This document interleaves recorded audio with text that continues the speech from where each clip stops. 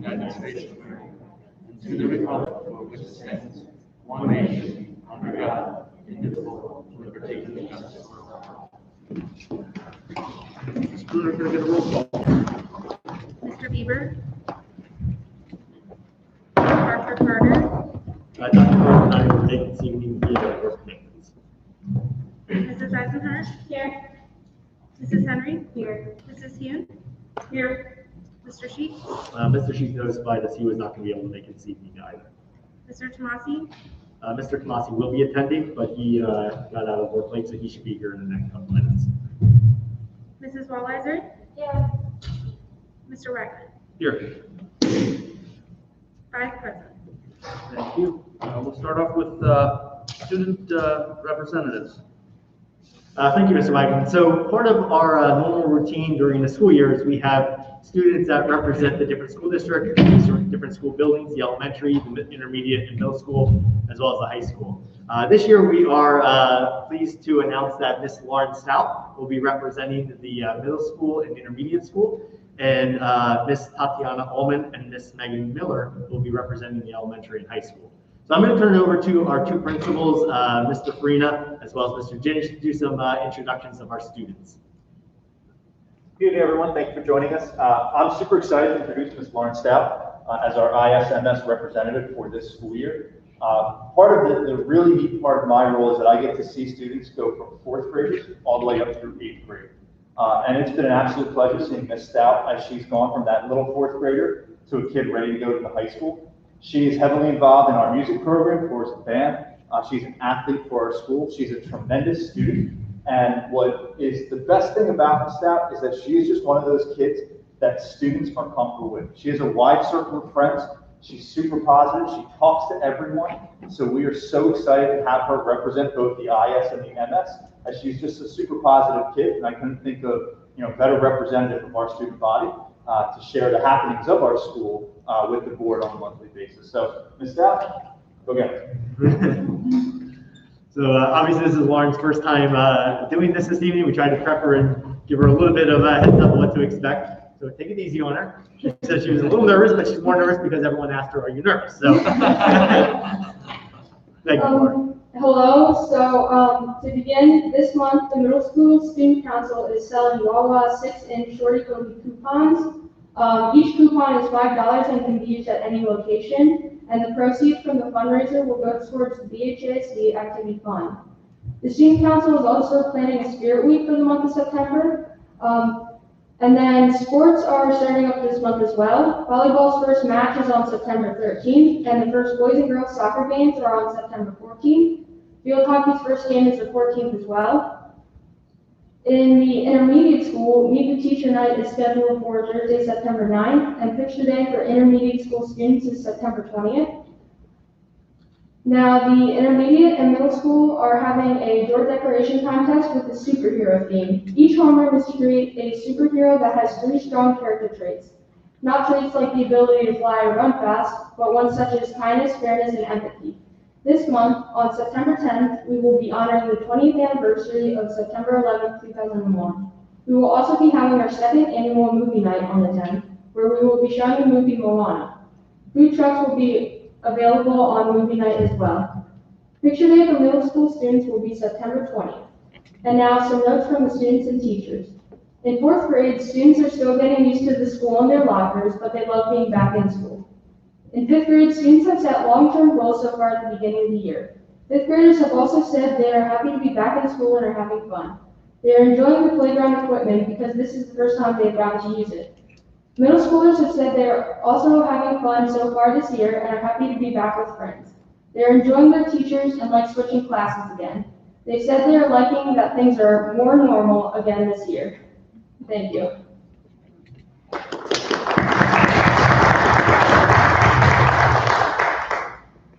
Good evening, everybody. I I just wanted to take the opportunity to introduce our high school board representatives for this year. Once again, as Mr. Farina said, it's an awesome opportunity for us as building principals to be able to lean on our students and work with them in this capacity. Both of our board representatives have not only been doing the job last year as high school board representatives before, but also were Mr. Farina's board representatives when they were middle school. So he has done an exceptional job of preparing those students for when they come up to the high school. Typically, we have had 3 representatives, but honestly, with there being 2 reports between the high school and the elementary, I felt like it was a really awesome opportunity, since our board reps are phenomenal, to stick with the 2 that we had. So this year we'll have Miss Megan Miller, who's highly active in a lot of our honors and AP courses. She's also a student athlete and was with us last year. She's a sophomore. And then in 11th grade, we'll have Miss Tatiana Ullman, who's actually celebrating Rosh Hashanah right now, so can't be with us tonight, but she will also be doing our board reports going forward. So thank you very much, and take it away.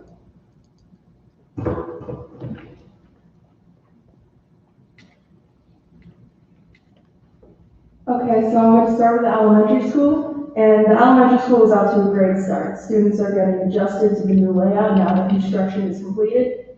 There is definitely a tie between the gym and the media center being the new favorite spaces based on students that were asked.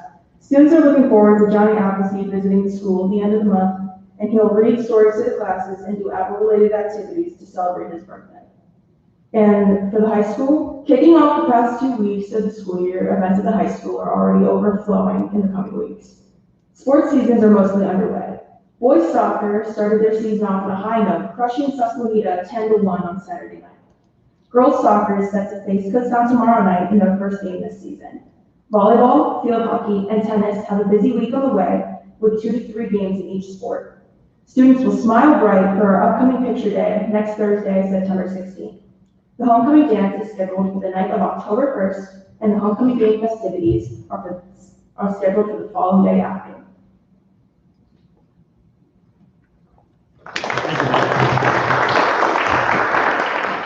Lauren, Megan, thank you very much for continuing.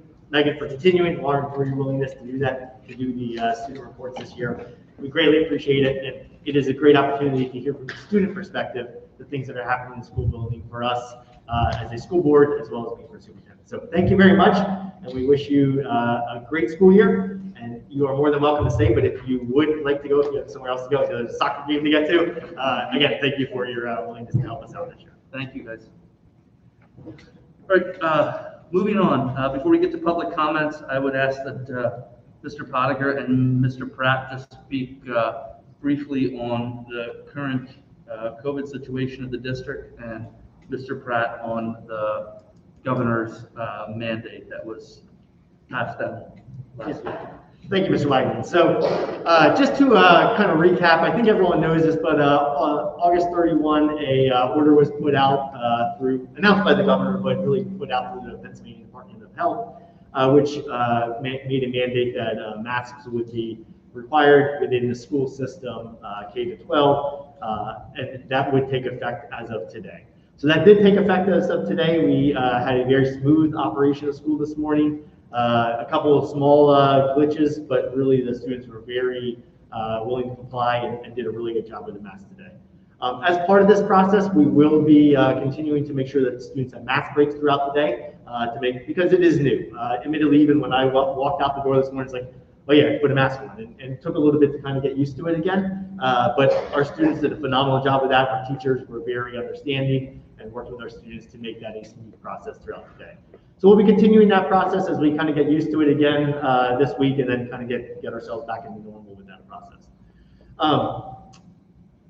I realize there's 2 sides to this issue, and the board heard a lot of perspectives on the reason why we should be masking students when we made the decision that the health and safety plan would be an optional mask based off the number of students that had a COVID case within the building. And now switched that it's a mandate. We've heard on the other side of it from parents and community members why we should have a choice and why it should not be a mandate. So there is definitely a divide. We can see that at the national level, we can see that at the state level, we can see that at the local level. That being said, this is an opportunity for us to come together. Our goal ultimately is to make sure our students are in school and to make sure our students are learning. That's our goal. And so just from a statistics perspective, we have had 10 positive COVID cases since the start of the school year. 5 at the high school, 2 at the intermediate and middle school, and 3 at the elementary school. What happens when there's a COVID case, our principals and our nurses go through a process of close contact checking. And so what they will do is they'll see where the individual was that was sick, that was tested positive for COVID, and then they'll look with it, and the close contact is 6 feet for a minimum of 15 minutes. And so we'll do that close contact checking, and we will then create a list. Our nurse will call all those families that are associated with the close contact, and then have them quarantine accordingly. So based off of that information, we've had to quarantine 184 students out of this 10 cases so far this school year. There are 98 in the high school that had to be quarantined, 44 in the middle school, and 42 at the elementary school. That's a pretty staggering number. That's 14.1% of our student body that's had to quarantine from 10 cases. Why is this? Because when we were in school last year, we had multiple education modes, and we went to hybrid and we were able to distance. When we brought all our students back this year, of course, you just don't have as much physical space because you have all our students back. And so more students were gathered together. One of the exceptions the Department of Health has made is that if 2 students are wearing a mask, you do not have to quarantine for a close contact. So that is an exception that has been made. There are a few circumstances where students were vaccinated and didn't have to quarantine. There are a few exceptions where 2 students were, both students, the person that was ill as well as the other student, were masked, and those students didn't have to quarantine as a close contact. What will happen now with this mandate is that it will drastically reduce that number of students that have to attend school virtually from home in a quarantine model. Because now that all the students will be masked, that close contact situation will still be there, but they will not have to be at home quarantining for those 10 days. So in some ways, again, whichever side of this perspective you're on, what's good for kids from an education perspective is that we will be able to keep our students in school. And when you look at the statistics of 184 students that have not been able to be in education mode at some point in time these last 2 weeks, it does provide us an opportunity to put the focus back on our students and to make sure our students are in school. So things went well today. We're going to continue moving forward. Again, we realize there's both ends of the spectrum on this thing, but we really need to kind of focus on what's most important, and that is the education of our students. There are, as part of this Department of Health order, legal ramifications that put us in a position where we need to follow this. As agents of the state, there isn't an option here. I know there's some school districts that are going back and forth, but there really isn't an option. This is a mandate. We have to follow it. And so I'm going to turn it over to Mr. Pratt to provide a few comments on the legality of why the school district, the board of directors, should be considering that process. Thank you, Mr. Potter. Thank you, Mr. Wagner. I just wanted to touch base on a couple of issues and answering the questions that the board members may have in regard to this mandate. As of this moment right now, this mandate is enforceable. There has been a legal challenge filed with the Commonwealth Court where there will be a hearing conducted on September 16th in regard to an injunction.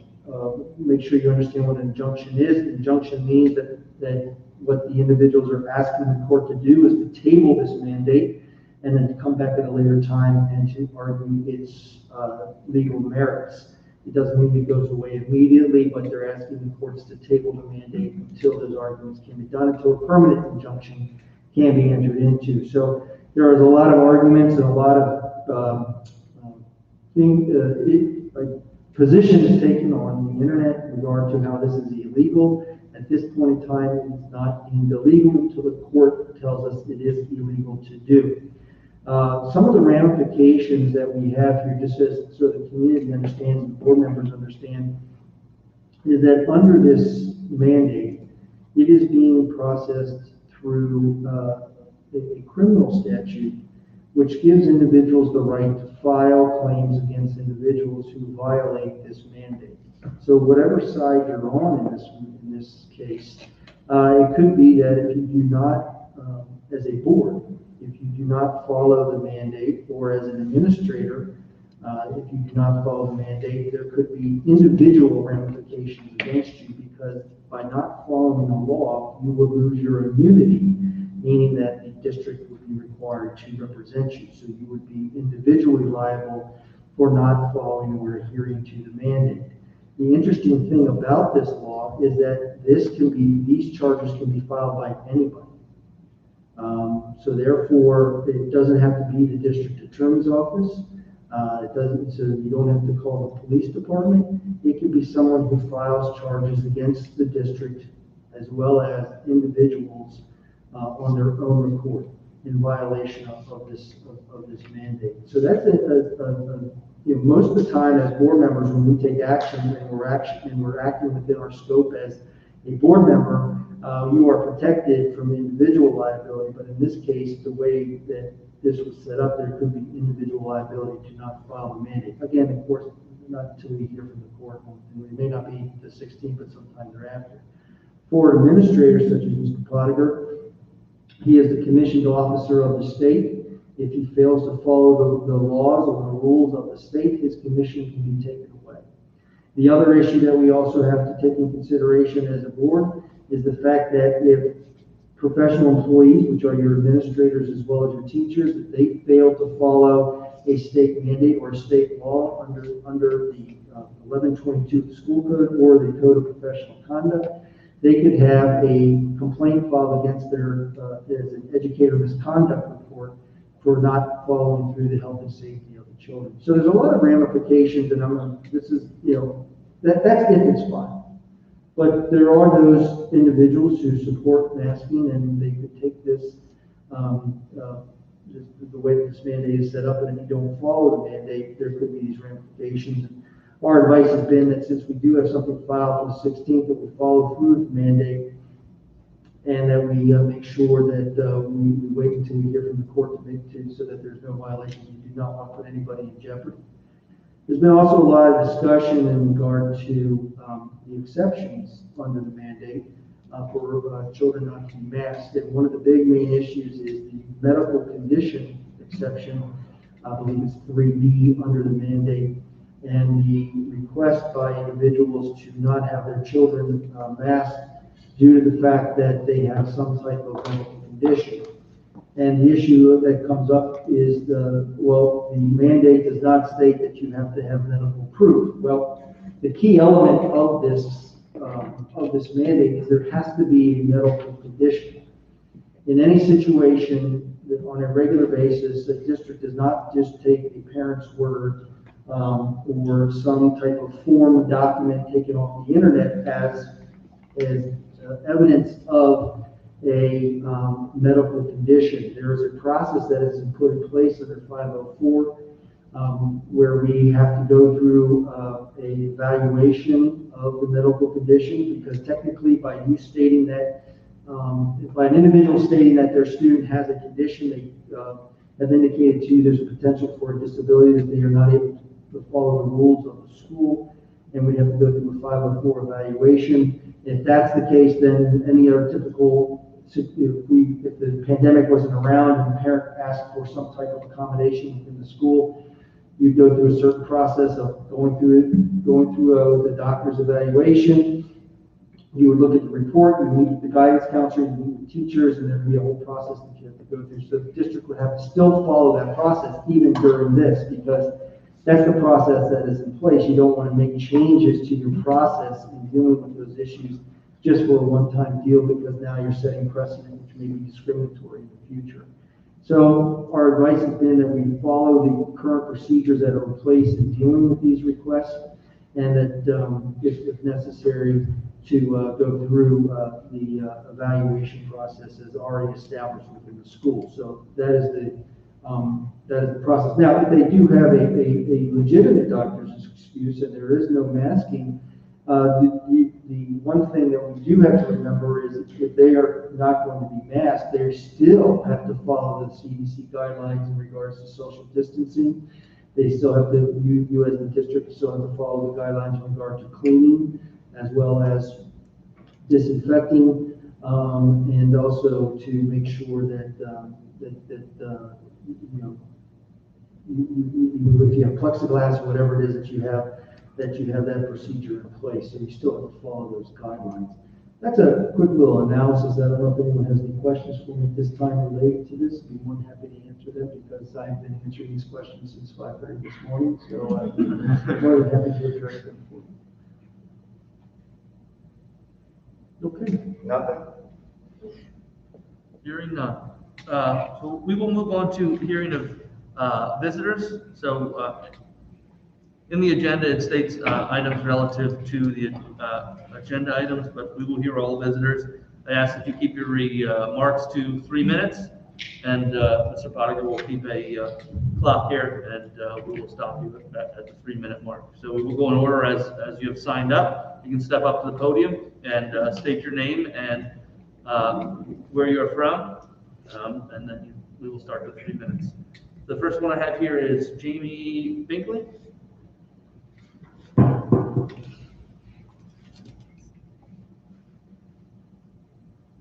Good evening, my name is Jamie Ray Binkley. I live in Long Swamp Township.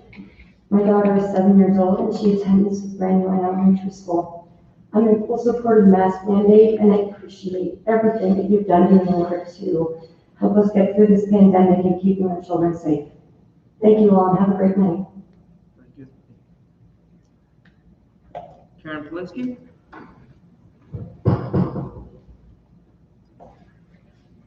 Karen Polinsky from Topton. I have an 18-year-old daughter who is deaf. This mask mandate prevents her from successfully participating in school. Thank you, Mr. Dinich and Ms. Cicella, for the clear face shields, clear masks for teachers, but the students are the problem at this point because she has to do group work. She can't read lips, she needs to read lips, but we can't force our students to wear clear masks or do anything different to accommodate her. I'm against the face masks because, we're all, the virus is never going away. And this inconsistency in cycling through is very hard on a lot of students' mental health. The DOH Section 3 talks about how the school district is required to make accommodations for those who have a hearing impairment, those that have a mental health condition. My daughter has a 504. It's not fully being supported or recognized. Thank you. Bruce Godfrey.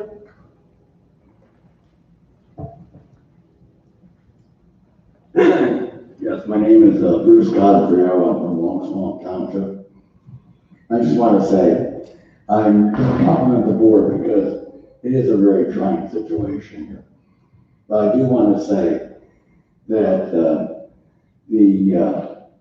Department of Health Secretary is part of the executive department of the state. And the state has been precluded from going more than 21 days by the new Pennsylvania constitutional amendment without legislature approval. That will be probably part of your court case and the injunctions and all that stuff that'll come through. But this thing is not going to go away. It's going to build and build. And you think it's interesting now. It's going to be much more interesting in a few months from now. A lot more information is going to come out. A lot of things are going to change. I just want to tell you that. I'm not trying to threaten anybody. I'm just trying to be the prophet of what I think will be coming very shortly in the near future. Thank you very much. Thank you. Ethan Polinsky.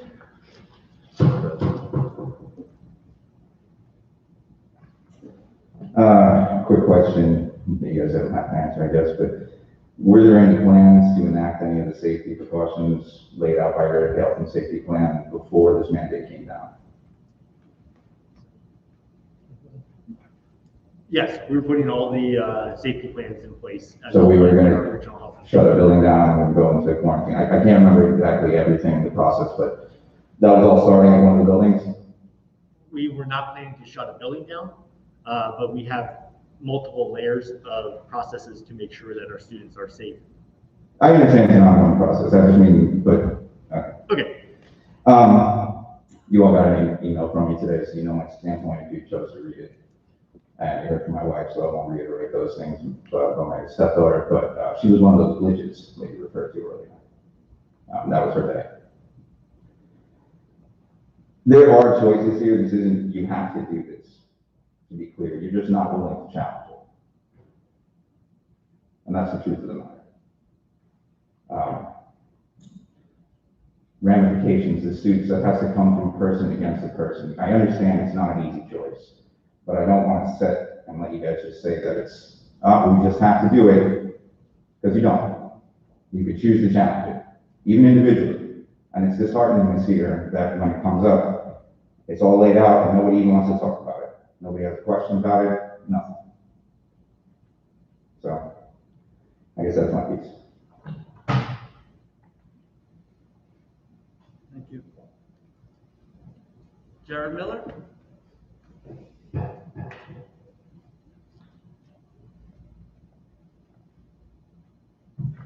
Good evening.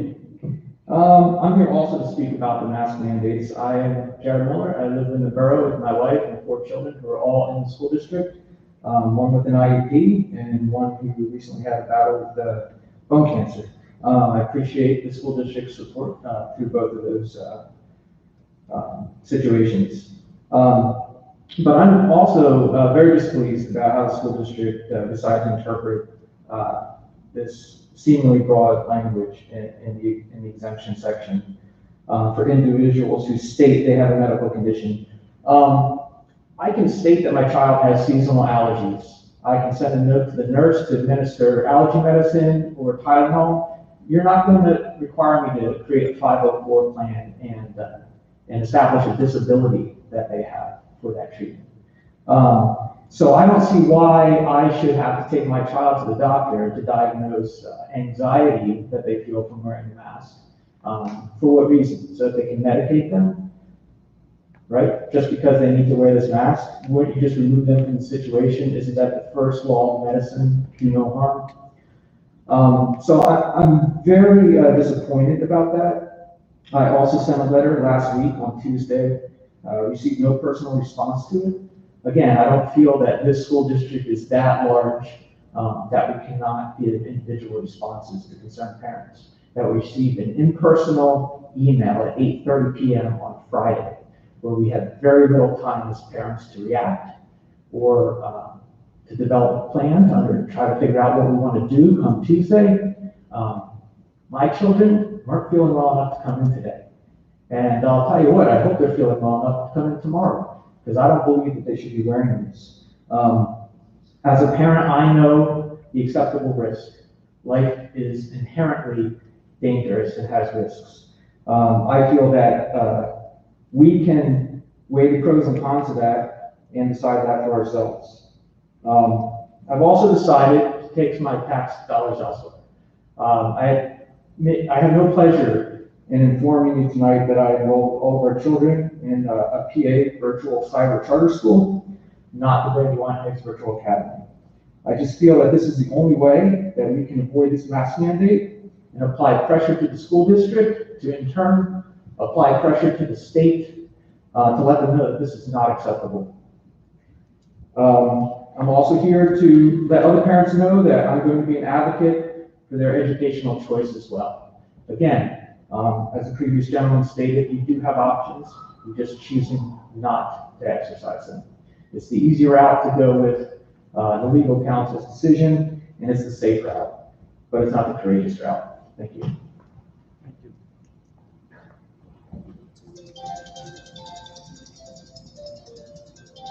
Are there any other visitors? Hearing none, thank you all for your comments. Moving on to the agenda items, can I get a motion and a second for the Board of Directors report? Motion and a second. Mr. Paddock.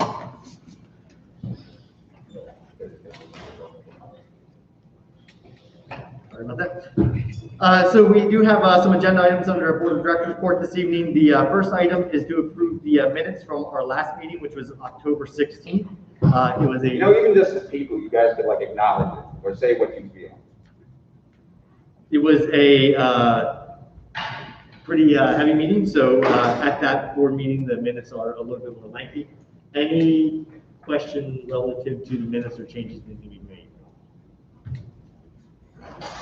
Okay, none heard, we'll keep moving on. There are policies in here that are the second reading policies. As customary, there's a first and second reading policy section. So these are second readings. There's not first reading policies that are connected this month. We actually went through the entire policy process after 6 years. And so we get to start all over again. So next month, we'll start all over again, going through them again.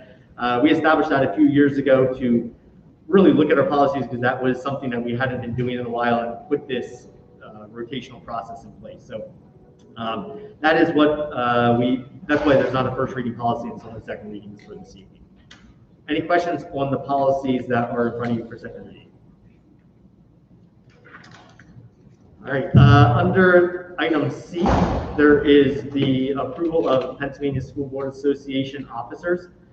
There are just a few that have any kind of contention, if you will, or the board would have to make a decision. So it would actually be item 1, the president-elect for the year. There's 2 candidates running there, but we would need to fill 1 position. Item 2, vice president, is just 1 role.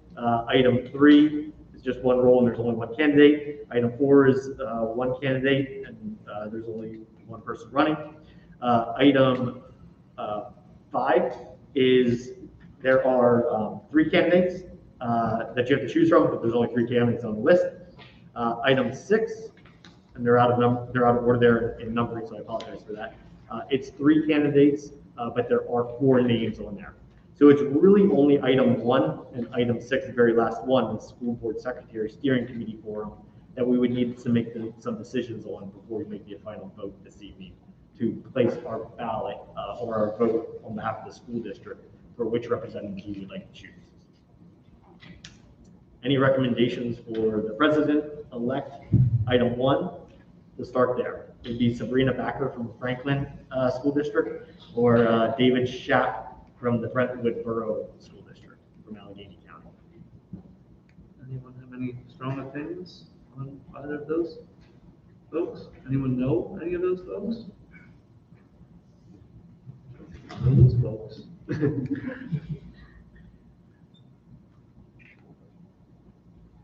Hearing none, I will take the superintendent's recommendation through.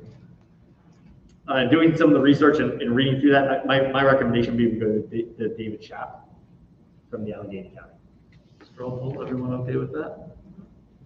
Can you give us a little background what's driving your recommendation? Just from a perspective of the type of school district and the type of county that we're in, more the demographics perspective than anything.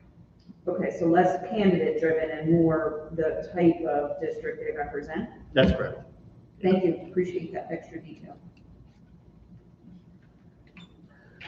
So we also need clarification on number 5. Anyone have any strong feeling on any one of those candidates?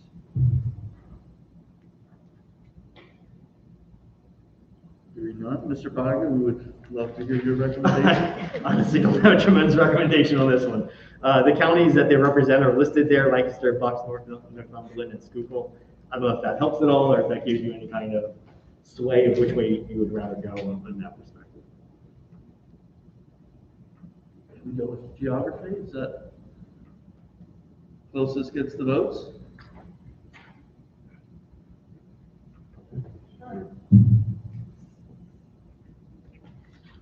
So that would be Lancaster, Bucks, and Schuylkill County, correct? A, B, and D.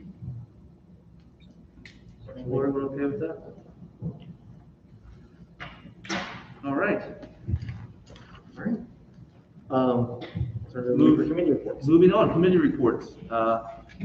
Mrs. Hune, PCIU. Good evening, everybody. I submitted the recap online, and I don't have anything critical to add to it this time.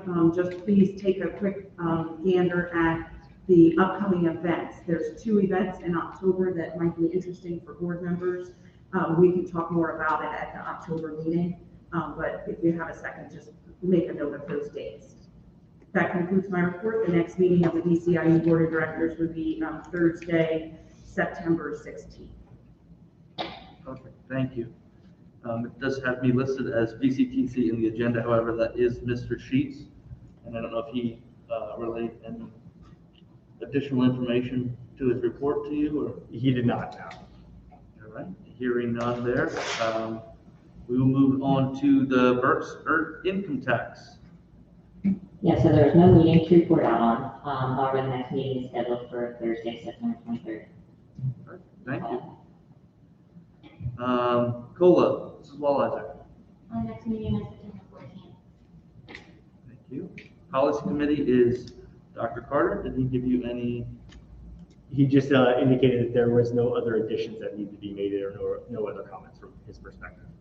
Thank you. Strategic Planning and Goals, Mrs. Eisenhower. Negotiation compensation. There's also Mr. Sheets. No update. All right. Building Construction Committee. We don't have very many projects going on, do we? No. So just a quick recap of where we are building construction. The elementary school project is pretty much wrapped together. We had one minor issue at the elementary school where a pipe was destroyed in the middle of the construction, and so they thought it was clogged. They went to remove it or to replace it, and it was found that it wasn't there. So they did go through, did a quick repair of it while the students were there, evenings, weekends, and were very flexible and accommodating to make that connection for the areas. It was in the new hallway that goes back to the library area. It was in that section. So that has been repaired. They're waiting for everything to cure to put the new flooring back on, just because there's moisture that comes out of the concrete. So, but that will be pulled together pretty quickly. So that's the one issue remaining and lingering at the elementary school besides punch list items. The middle school, we are definitely behind schedule at the middle school. We were slated to be done August 24th. There are still some significant work that needs to be done at the middle school. Gymnasium, the library, the new STEM room, which was our old boardroom, the LGI, as well as the auditorium. So we did have a chance, administration, to walk around with the owner of KCBA, our architect firm, point out some of the concerns that were missed during the planning process that have resulted in some change orders, as well as a construction meeting that occurred today with the construction company headed by the architect firm KCBA, but all the different primes that were there from the construction company were there as well. And we focused heavily on that timeline process and what we need to do to expedite this process.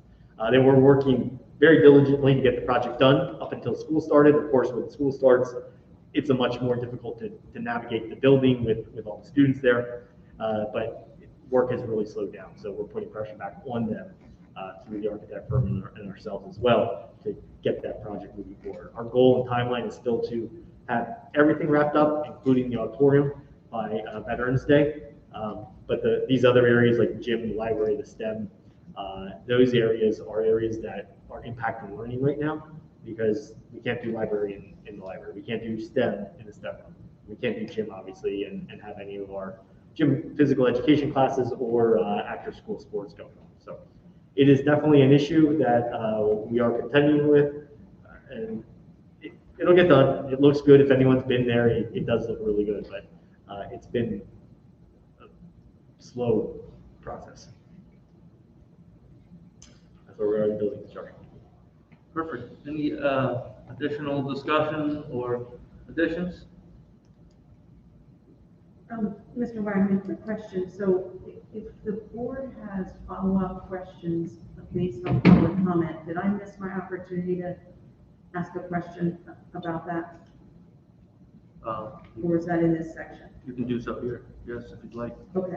I just had a quick follow-up question for the administration as it relates to the student who can't read lips because of masks.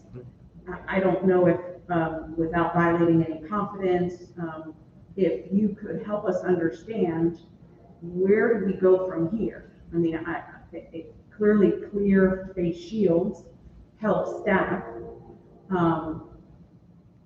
but I'm hearing that pain points And it seems to me that there's probably a variety of things that we could be doing.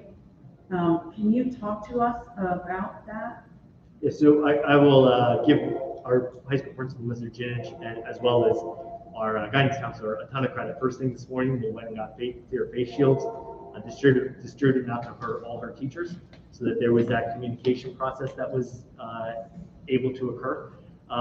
Additionally, when the order came out last week, the next day, there was a purchase for additional face shields that occurred. They haven't come in yet because there was a Labor Day weekend, but that order has been placed as well. So there's definitely been a quick reaction to the order coming out, and then making sure we had supplies, as well as getting supplies out to our staff this morning to make sure that there was that support for the student. So a lot of things are being put in place to be able to support the student directly. In terms of the other students in that interaction, in terms of the other masks are required for our students. And that is something that we can't remove. It is one of the challenges, but make sure the education occurs with the student and the teacher. We are ensuring that there are opportunities for that student to learn. So are you saying that students voluntarily could not replace their cloth mask with a face shield? Face shields are an acceptable face covering. The CDC recommends the face mask, but face shield is an acceptable covering. So that could be an alternate option. And that's why we bought and purchased additional face shields. Okay, so students who are interacting with this particular student could volunteer during the time of that class or that specific interaction to swap out their whatever they wore to school that day on their face with a clear shield provided by the school. And we would provide this, that's correct. Okay, so are we helping students that interact with this student understand that that's a voluntary choice that they could make in support of one of their peers? Like I said, the high school principal and the guidance counselors have been phenomenal at supporting and communicating with family and supporting the student as well. So without knowing the exact details, I would say that conversation has occurred. I can just shout from the back. We would absolutely do that. So if the teachers were already aware, this morning we just wanted to make sure that the teachers could be seen by the student. But going forward, if there were students, I would have no problem myself going in and just sharing in terms of group work, the availability of that, and working with the teachers to do that. But it's absolutely something we can do and be flexible and supportive. Fabulous. I mean, we often say how terrific the Brandywine student body is, particularly at the high school level, how they're mature and they're thoughtful and they're caring. And they make good decisions. So I can absolutely imagine that some of this student's peers would be more than willing, if they were made aware that this is something they could do for their friend or their classmate to help her learning and help her have a more positive classroom experience. I can imagine that certain students would be more than happy to do that. So I'd encourage us to encourage them to be aware that that's an option. And then just in terms of the availability of these clear face shields, I mean, we all know the supply chain is across all industries is a wreck, right? But please be encouraged to think creatively about where you could get a box full of face shields instead of just waiting for an order from Amazon or wherever you order from. Maybe contact the BCIU and say, hey, could you spot us a case of face shields for a week until ours come in? If they're just sitting on a shelf in a closet somewhere, or maybe one of our nearby school districts would be places where we could creatively try and quickly solve the problem to improve that particular student's experience. No question, absolutely, thank you. And Andrew, kind of on that same line, I'm just curious with our reading specialists and, our elementary level teachers where seeing that piece is so important. Where do we stand with face shields for them? The majority of them using those, or what's that looking like? So we have had some of our teachers reach out and ask that question. Foreign language at the high school is another good example compared, in addition to what you cited about the elementary speak, and all those, that is an acceptable covering. So we are allowing that for our staff. And we have enough for them, like those have been ordered as well, or do they already have them? We did have an inventory, but with the mandate coming, we ordered more. So that, just so we have additional stock. And just to wrap that discussion, I would just encourage folks in these trying times to ask for what they need. And continue administrators doing all the great things that you're doing in terms of creatively trying to address these unique challenges. But please don't hesitate if you come upon a barrier to just wait it out. Instead, raise your hand, ask for help, bring it to the board if there's an appropriate reason to do so, and just continue to work together to kind of chip away at each one of these obstacles, because I feel confident, like Mr. Pottinger said early in his remarks, that we can come together and figure out a way to make this as good as it can possibly be for the benefit of all of our students and staff. So props to you, Mr. Ginich and others who are bending over backwards to find ways to make it work. Thank you for that. Is it a possibility that, isn't there like a, is it called the middle that's outside? Yeah, there were tons. Yeah, Yeah. isn't it possible that maybe some of the classes that is very vital that she would do slip reading, that you would be outside, then necessarily these wouldn't need to be on, and, I mean, there's always, and I know they make clear face, fog-proof face masks as well. They might be hard to come by, but sometimes the masks that they were initially selling would fog up, so I know with teaching phonics, there were little people that's important, not fogging up. Something to think about. People want to keep it back on. Yeah, thank you. Any other additional comments? Mr. Wagner, if I could just make a comment about the cyber charter comment that was made earlier. So just so everyone is on the same record, I think board members, it's important for you to hear this. If a family takes a student out and places them in a cyber charter, that there was an assumption made that I'm going to take my tax money and put it somewhere else. The district money is taken from the subsidy of the school district to the tune of, this is last year's numbers, not this year's numbers, so I don't have these numbers exactly, but $16,423 for a regular ed student and $36,244 for a special education student.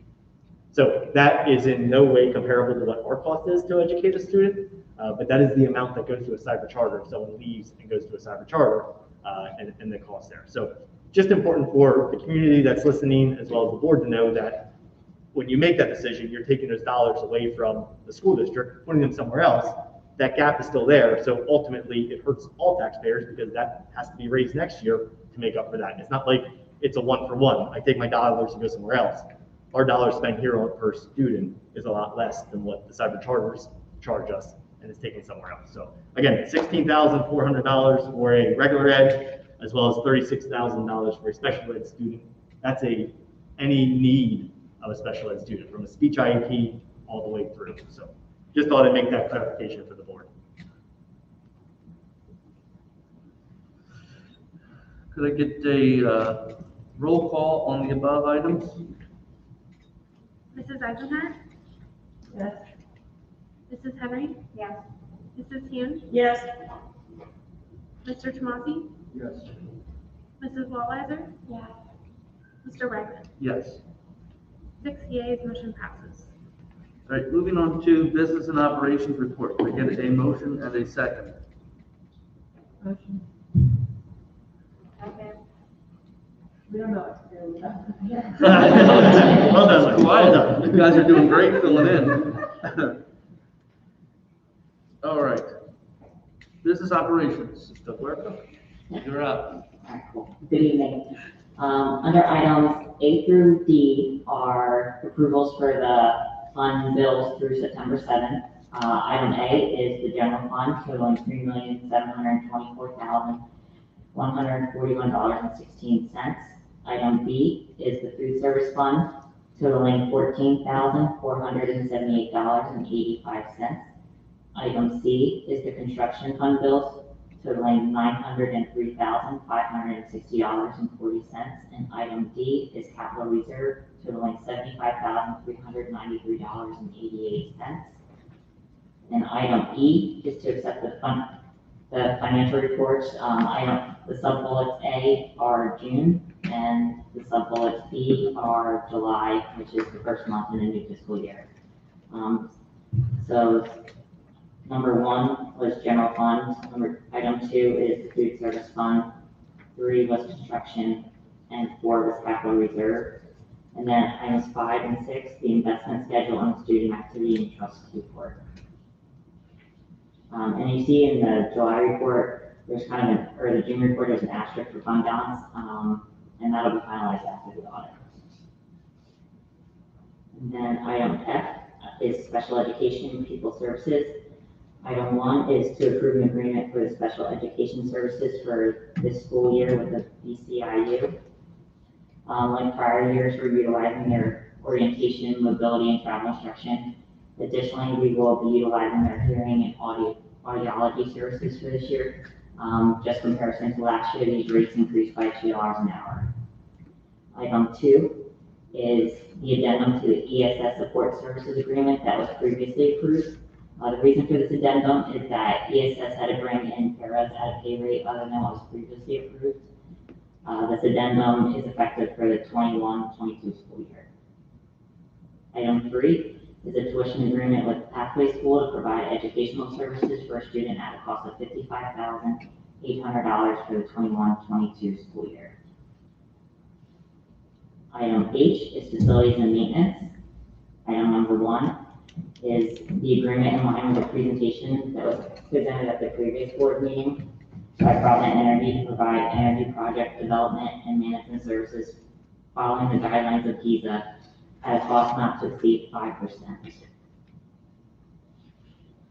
And then item 2, which sub-bullets A through G are change orders in regards to the intermediate middle school project. All of them have a financial impact except for item F, which is J.R. Reynolds, which is simply an authorization of time extension of 3 days to the contract. Item number 3 is to ratify the purchase of playground equipment from George Ely Associates. And this is part of the elementary school equipment project that was previously authorized at the June 14th board meeting at a cost not to exceed $150,000. The quote secured came in at $144,890 and is attached. Item I is to approve the proposal from United Concordia for the 2022 dental plan renewal rates. There's no change in premiums from 2021. However, there was, to our benefit, a decrease in administrative services fee. It's only $1.85 versus the $2.20 it was previously. And also a decrease in the network access fee, a downward adjustment to 3.5% versus the 4% that we are currently paying. I just did like a small calculation, this downward adjustment to the administrative services fee and network access fee, just from on fees alone, it could save us approximately $750 to $1,500 next year. That's outside of claims and whatnot. That's everything. Perfect. Thank you. Any questions? I have a quick question on H number 1, the professional services agreement with Provident Energy. So last board meeting, we had a presentation and got a sense of all of the variety of things that we could do.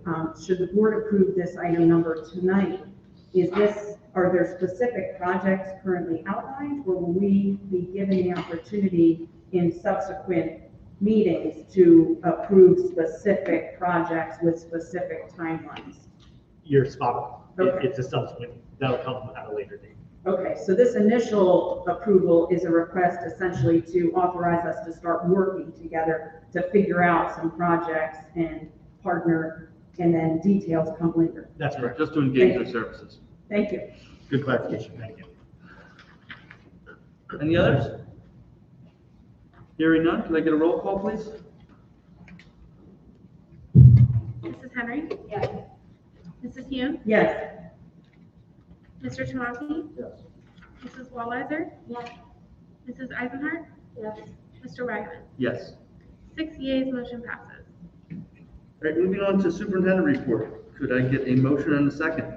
Motion. Second. So there is one item that was added onto the superintendent report. This is an approval for myself to attend the conference. Part of my contract is that any conferences we need board approval. I was invited to go to the National Superintendent's Forum. It's actually in California, but it's a pretty neat opportunity. There's 100 superintendents across the nation that have been invited to this. I feel pretty honored to be able to be invited to this.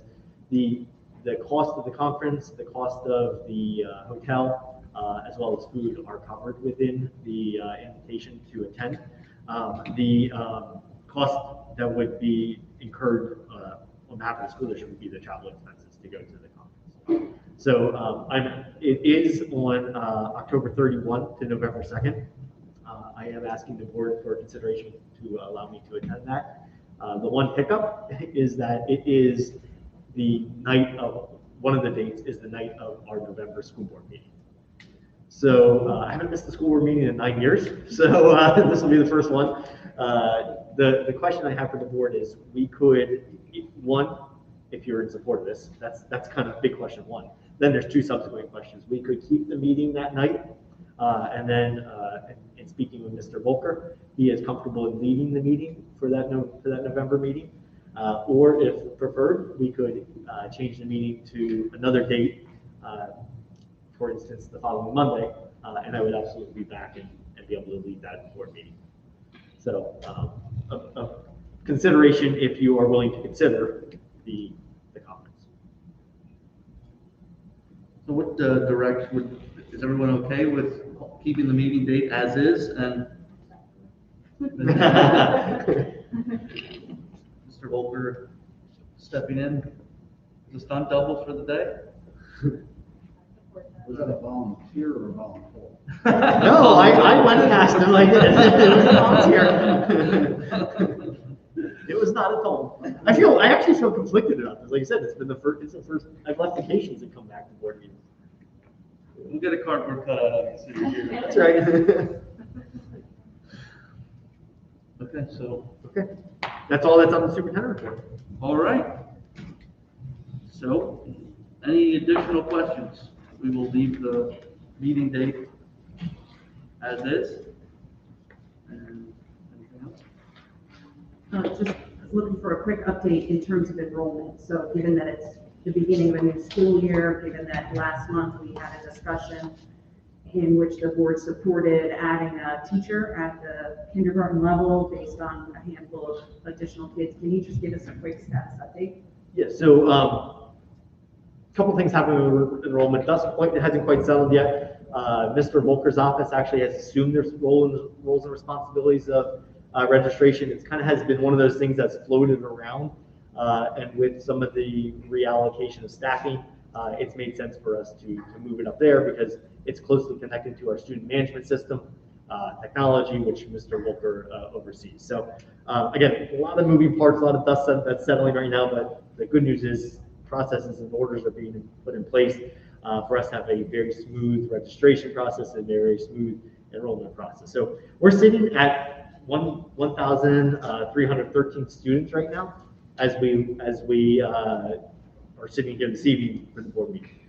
That was updated just today. And so if someone saw updated or numbers that looked a little bit different in your packets previous to that or earlier this week, again, it's part of that process of who's responsible for putting the information in as we make some of the shifts. So I apologize if there's different data that you were looking at earlier. There are 83 students that were finally enrolled in that kindergarten class. So if you remember, we were sitting at 75. We looked like we were going to be around that 85 number.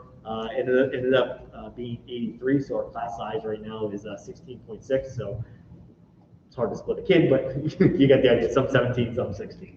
And so that is actually very much in line with our other grades, primarily at that primary level. First grades is 16, second grades is 16 as well. And so as one of those focus areas that we look at, which is small class size, these are really good class size numbers. And again, appreciate that board commitment to add that additional kindergarten teacher in there.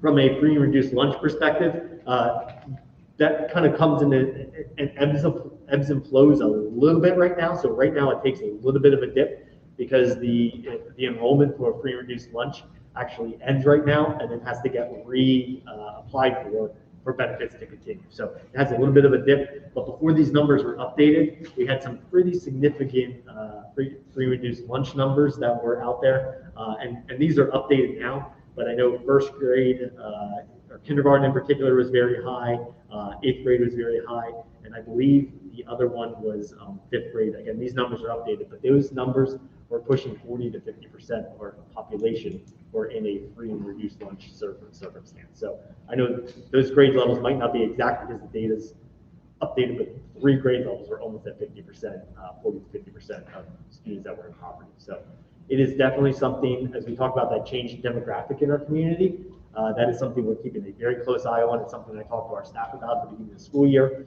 We spend a lot of time looking at the data just to talk about making sure as our teachers, and we look at 20-some students in front of us, that's absolutely one of the things they need to consider when we teach and we are caring for our students. So that's where we are right now. Our numbers are lower than where they were last year.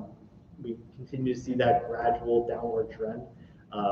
Particularly, again, when you kind of look at the difference of right now there's 117 seniors and only 83 kindergarten. So when you do that equalization at the end of this school year, we're going to have that net loss of almost 40 students again. Historically, what has happened is we've been able to make up some of those numbers, and they have been added on, kind of splattered throughout the grade levels, and it's kind of kept us a little bit more normalized, but it is something we're keeping a very close eye on. So this will get more, come into clearer picture in October. That's usually when we do our really big one, and then we do the official state report for our enrollment numbers in October.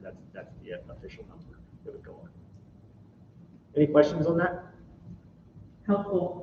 Just any updates in terms of virtual academy? I mean, obviously Friday's announcement, it's only Tuesday and it was a holiday weekend, so I'm sure we haven't felt the impacts of that yet in the virtual academy, but any early reads?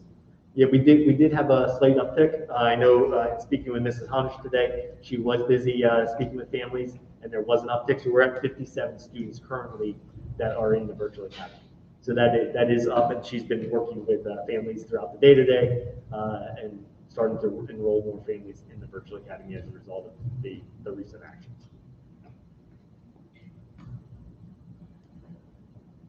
Any other questions? Hearing none, can I get a roll call, please? Mrs. Hand? Yes. Mr. Tomasi? Yes. Mrs. Walliser? Yes. Mrs. Eisenhart? Yes. Mrs. Henry? Yes. Mr. Wagner? Yes. 6 yeas, motion passes. But moving on to personnel report. Can I get a motion and a second?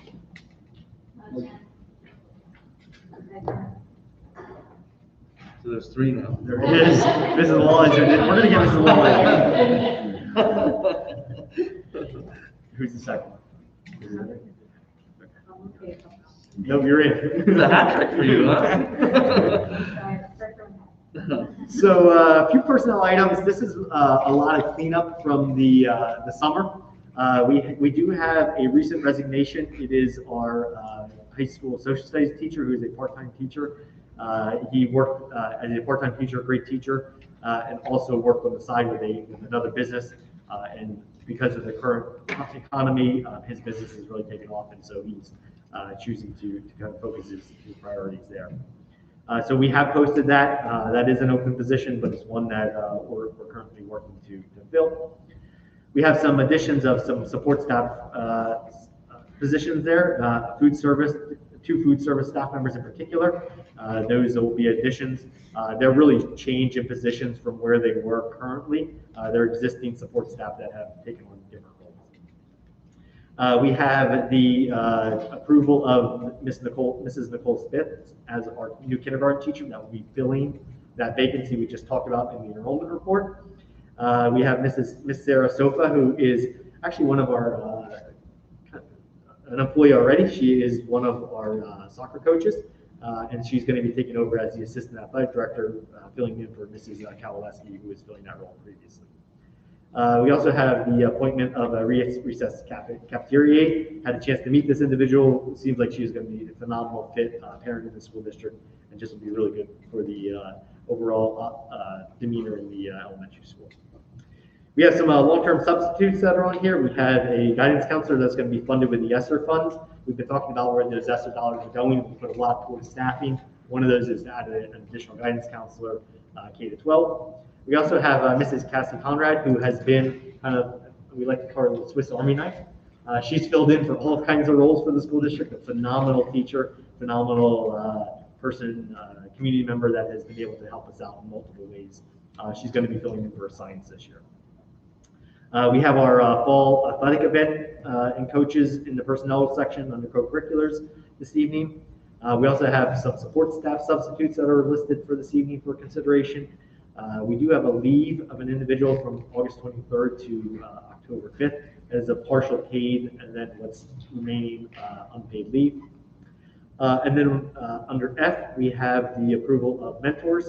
And finally, as part of that conversation earlier with the transition registration over to Mr. Volker's office, there is an approval for Ms. Maria Winkler, who is the administrative assistant, for a monthly stipend to be distributed prorated based off of the duration of the assignment for the remainder of the year. That calculation was driven off of essentially 4 to 5 hours a week to do additional registration units. So when you think of like one registration coming in, that's usually 2 hours. You throw in there the transition with all the re-enrollment, all our students signing up for registration right now, developing those processes and procedures and cleaning those up. And then again, like we've been talking about, that whole process of transitioning over to a new SIS, it's going to have to be incorporated into this registration and enrollment process. So a lot of work coming for that position for the upcoming year. That is the personnel report. Any questions? A couple of quick questions. On the item you were just discussing, do you anticipate that, I mean, obviously you must, that this would be a full position through the end of the year, even though the concentration of registration changes occurs in the first half of the year? Yeah, so we have all the re-enrollment right now for all our existing students. We call that the re-enrollment process when all of that verification of enrollment goes out. We also have sporadic enrollments that happen throughout the year. Mid-year, we'll have the massive influx of kindergarten enrollment that happens in January. And then in January-ish, really December, we'll start the process of moving over to our new school information system from eSchool to eSchool/Power School to Mr. Volker. Infinite Campus. Thank you. Infinite Campus, which will entail the whole process of resetting up registration, resetting up the whole enrollment process and online registration and all those other pieces. So we do anticipate being a full year process just because of all those things that are associated. Okay, because it includes some technology transitions and migrations that are significant. Yep, exactly. Makes sense. Okay, thank you. And then I have one other question on item C, number 3, long-term sub A. So this is a position that's been funded by the ESSER grants. Have we been provided with a job description for the K-12 guidance counselor position? From our perspective, I don't think it's a position that we've ever had before here at Brandywine. Historically, I think we've had guidance counselors kind of assigned sort of to grades within a building. This one is unique and kind of intriguing because it's a K-12. So I'm trying to, not that I don't support it in any way, I fully support it. It's just I'm trying to understand more about what is it that we expect this position to be able to accomplish. Where will the key focuses be? Will it be academic? Will it be mental health? Will it be social emotional? How will they spend their time across K-12, 3 buildings? So my apologies, we did not give you a job description. When you said that, we did do that. So we do have one, we created one. Dr. Reese has been taking the lead on this. She's met with the other guidance counselors in addition with this new individual to come up with, okay, what is this going to look like? And let's create that clear picture for how that roles and responsibilities are going to be shifted. Because each guidance counselor is phenomenal in our school district, and while they do that, it's also giving up some of that roles and responsibilities that they currently have to someone else. And so we had to carefully be able to figure out what that's going to be. It's primarily going to be focused on that social and emotional well-being, mental health well-being. That's the key priority, at least at the onset. Again, the concept originally was, as we transition back from a post-COVID world, as we transition from a post-COVID world, and some of those mental health concerns that were existing, students that maybe were virtual all last year coming back, a lot of other transitional pieces, we wanted to make sure that there was additional supports there. And so the priority is going to be at the elementary and the high school, and then some additional supports at the middle school. The reason why it's not as high in the middle school, even though it's the biggest of the two buildings, of all the buildings with 4 to 8 span, is we also have a partnership with community and schools, which brings that social worker in and can provide some of that ancillary support as well. So while the guidance counselor will still be helping in that building, those other two that don't have that ancillary support are getting a little bit of extra support. Thank you. Yep. We'll make sure that job description gets out. I apologize for that. Any additional questions? Hearing none, can I get a roll call, please? Mr. Tomasi? Yes. Mrs. Walleiser? Yeah. Mrs. Eisenhart? Yes. Mrs. Henry? Yes. Mrs. Hume? Yes. Mr. Wagner? Yes. 6 yeas, motion passes. Is there any additional public comment? Yes, sir. Step up to the mic and. I think I can speak a lot about what you're about. I can address this question to your solicitor, Mr. Pratt. Should the mask mandate be violated by anybody in the school district, say a board member, student, teacher, and they were found guilty, can you tell us perhaps if there's any precedent for this already been set and what the end result would be, a fine or imprisonment or whatever? The penalty that is under the act is a financial penalty as well as a penalty of imprisonment as well. And on top of it, you'll have a criminal record attached to your life forever. So that's what the penalty would be in regard to that. Now that would be if you are pressed charges through an individual. However, the area where we have the most concern in regard to this would be if, God forbid, someone dies from COVID and they can pinpoint that they were infected at school, and due to the fact that we were not enforcing the mandate at the time, that would be a civil action where the penalties could be financial and without limitation at that point. Those are the concerns.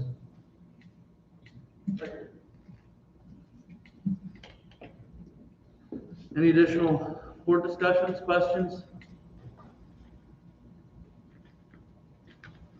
Hearing none, could I get a motion to adjourn? So moved. Hume? Thank you, everyone. Thank you, everyone.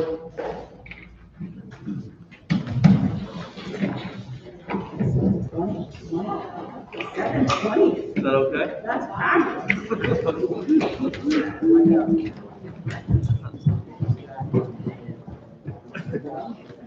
Oh, you will recycle? Yeah, we can recycle. Yeah. Perfect. You don't want them? I've been storing family pictures in them. I know it.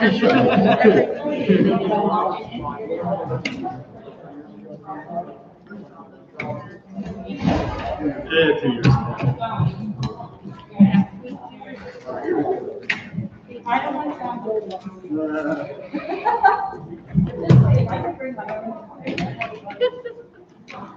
There is a mic in front of you. Do you mind just reaching in front? There's a little button that looks like an on-off button. If you can just press that, there's two of them there. The green button should go off, the green light.